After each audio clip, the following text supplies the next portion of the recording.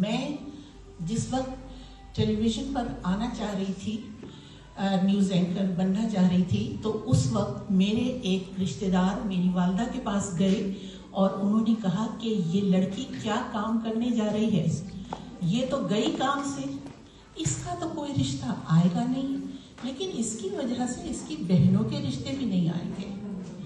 تو یہ وہ رویے تھے جن سے میں نے اپنے پروفیشن کا آغاز کیا۔ خیر، پھر جب میں بن گئی، نیوز اینکر بن گئی، تو میری اس وقت انگیجمنٹ، میری منگنی ہو چکی تھی ریڈیو کے ایک پروڈیوسر سے، صفدر حمدانی سے میری منگنی ہو چکی تھی۔ تو آپ جانتے ہیں کہ لاہور میں یہ 70 کا زمانہ، مطلب 75-76 کا زمانہ تھا، کوئی ٹرانسپورٹ وغیرہ تو ہوا نہیں کرتی تھی، ہمارے پاس بھی کوئی کار وغیرہ کچھ نہیں تھی۔ تو میں کئی مرتبہ ٹیلی ویژن سے واپسی پر جو میرے منگیتر تھے صفدر حمدانی، وہ مجھے گھر چھوڑا کرتے تھے ہمیشہ، اور ہمارے ہاں یہ کوئی پابندی نہیں تھی کہ منگیتر آپس میں مل نہیں سکتے، بلکہ کہا جاتا تھا کہ نہیں، آپ لوگ ملیے، ایک دوسرے کو جانیے، یہ اچھا ہوتا ہے۔ تو میرے منگیتر مجھے چھوڑنے آیا کرتے تھے۔ تو ایک دن میں نے اخبار، ایک رسالہ نکلتا تھا اس زمانے میں، دھنک بڑا ہی مشہور میگزین تھا اس زمانے میں، بڑا چلتا تھا، اور وہ اسکینڈلز کا ہی میگزین، اسکینڈلز کی وجہ سے ہی وہ چلتا تھا۔ دھنک 15 روزہ تھا۔ تو ایک دن میں نے اس میں بھی پڑھتی تھی اسے، تو ایک دن میں نے اس میں سرخی دیکھی، ٹی وی کی چڑیا بہت اونچی اڑتی ہے۔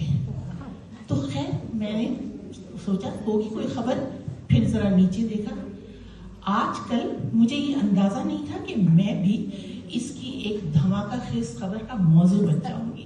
وہ خبر یہ تھی کہ اگلی سطر پر جب میری نظر پڑی تو اس میں لکھا تھا کہ ماہوارہ زیدی، اس وقت میں زیدی ہوا کرتی تھی، ماہوارہ زیدی آج کل صفدر حمدانی کے ساتھ دیکھی جاتی ہیں۔ میں چونک گئی، ارے یہ تو میرے بارے میں ہے۔ شادی سے پہلے میں ماہوارہ زیدی تھی، جیسے کہ آپ کو بتایا، مگر پہلے تو یہ دھنک کا میں نے آپ کو بتا ہی دیا۔ تو بہرحال یہ اسکینڈل کے بارے میں بہت سے اختصار سے پہلے بتایا ہی میں نے کہ میری صفدر حمدانی سے منگنی ہو چکی تھی اس وقت۔ تو میں نے جلدی سے وہ میگزین گھر میں چھپایا کہ کہیں میرے گھر والوں کو یا میری والدہ کو نہ پتہ چل جائے، وہ مجھے فوراً کہیں گی، دیکھا ہم نہیں کہتے تھے کہ ٹی وی پہ مت جاؤ، اسی قسم کی باتیں سننی پڑیں گی۔ لیکن اور پھر ایک لمحے میں پھر مجھے خوشی بھی ہوئی، ارے میں تو اسے پتہ ہی نہیں اخبار والے کو، لکھنے والے کو، کہ یہ چڑیا تو گر بھی چکی ہے۔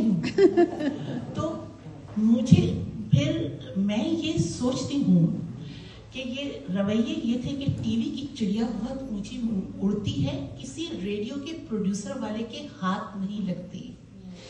آپ ذرا اس جملے کی گہرائی پر غور کیجیے کہ کتنا بڑا میرے کردار پر ایک دھبا تھا۔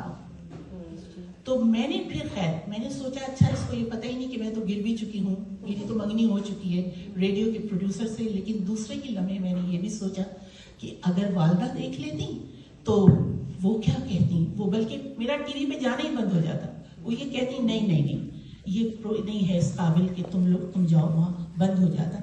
اس سے آپ لوگ اس وقت جو لوگوں کے ذہن تھے پروفیشنل لڑکیوں کے بارے میں، اس آپ لوگوں کے ذہن کا، اپنے معاشرے کا اندازہ کر سکتے ہیں کہ لیٹ 70s میں اس پروفیشن میں آنا کچھ آسان نہیں تھا۔ اور پھر آپ یہ دیکھیے کہ جب میری شادی بھی ہو گئی، میں نے ٹیلی ویژن پر اپنا نام صرف اس لیے بدلا کہ لوگ یہ سمجھ جائیں کہ اب یہ لڑکی نہیں ہے، اب اس کی شادی ہو گئی ہے، کہ ایک شادی، کیونکہ یہ بھی ایک بڑا اسٹیٹس تھا کہ اگر کسی لڑکی کی شادی ہو گئی ہے تو پھر وہ ذرا تھوڑی سی باوقار سی کوئی چیز ہو گئی ہے، ورنہ تو یوں ہی چلتا لڑکی وڑکی ہے۔ تو میں نے خاص طور سے نام بدلا، ماہوارہ زیدی سے ماہوارہ صفدر کیا، جو میں نہیں کرنا چاہتی تھی، مجھے اپنے والد کا نام ہی بہت عزیز تھا، لیکن میں نے صرف انہی اسکینڈلز کی وجہ سے نام بدلا۔ تو اب سنیے، نام بدلنے کا سنیے۔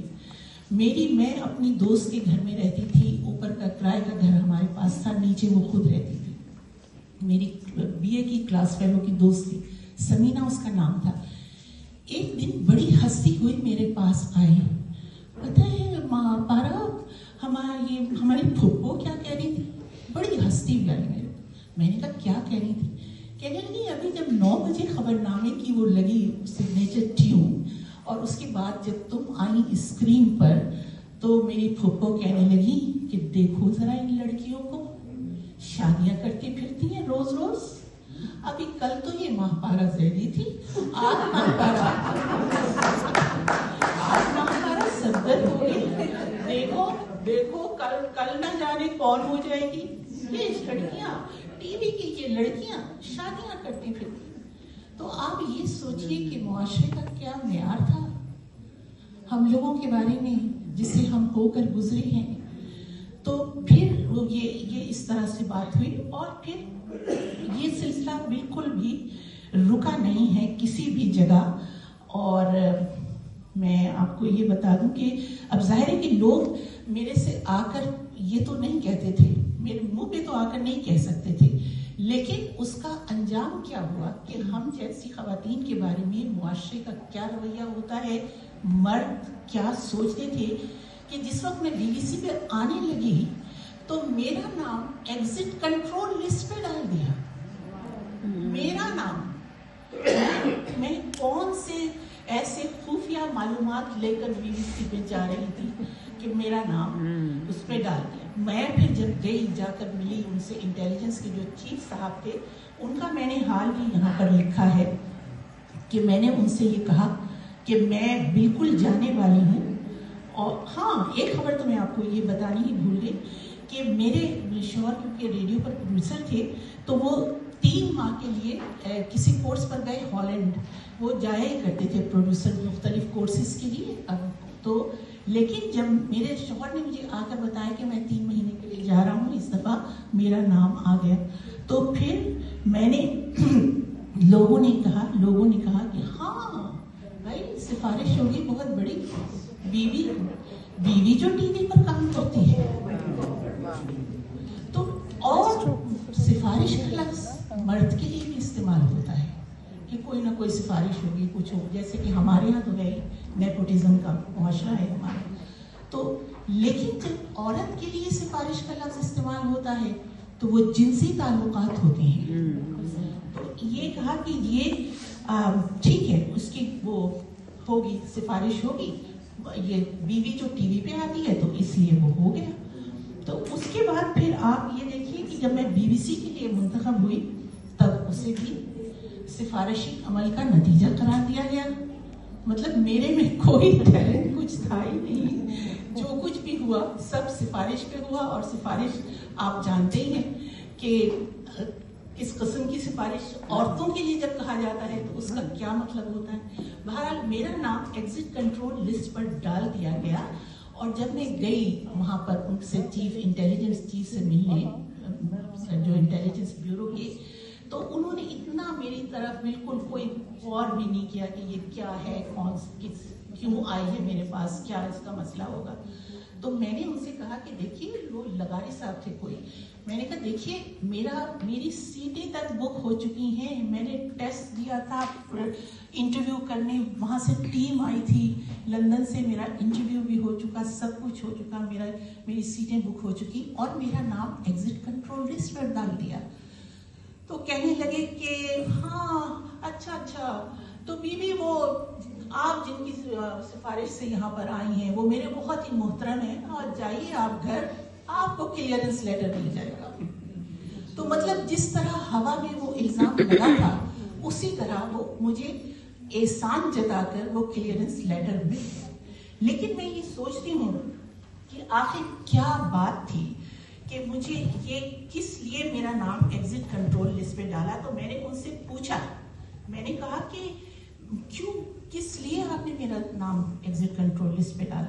कहली वो बीबी, वो सुना है आपके किसी वजीर साहब से ताल्लुकात हैं, वो वजीर साहब बेनजीर भुट्टो की गवर्नमेंट में, भुट्टो साहब की गवर्नमेंट में 77 तक थे, मौलाना साहब एक, ان کو میں جانتی تک نہیں تھی، اور جب میں اسلام آباد آئی تھی تو وہ جا چکے تھے، انہیں کوئی پوچھتا ہی نہیں تھا، وہ کہیں تھے ہی نہیں، اسلام آباد کے سیاسی حلقوں سے وہ غائب ہو چکے تھے۔ اب آپ یہ سوچئے کہ میرے تعلقات اس وزیر سے ہیں جس کا کوئی نام و نشان ہی نہیں ہے، لیکن کیونکہ بس آپ کو بدنام کرنا ہوتا ہے تو یہ کہہ دیا کہ جی آپ کے ان سے تعلقات ہیں۔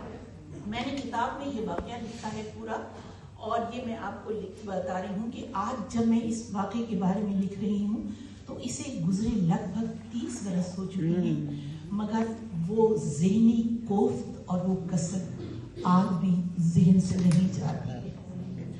یہ واقعہ لکھنے کا مقصد اس کے سوا کچھ بھی نہیں کہ میں سوچتی ہوں کہ نہ جانے اور بھی کتنی پروفیشنل خواتین اسی اذیت سے گزرتی ہوں گی، اور ان میں سے کتنی میری طرح خوش قسمت بھی ہوں گی۔